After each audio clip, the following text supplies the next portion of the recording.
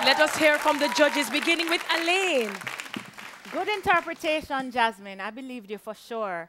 I think that vocally it was good in most places, and you had a love was so sweet and nice, and you caressed it. Very good. I saw you controlling your nerves a lot more than the previous weeks, so you're definitely improving.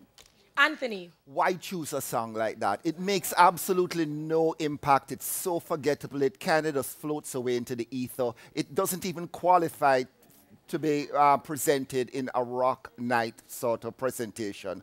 Just really dull. Conroy.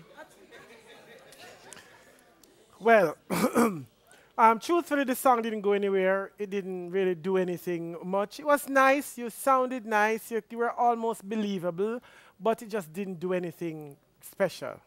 Thanks, judges.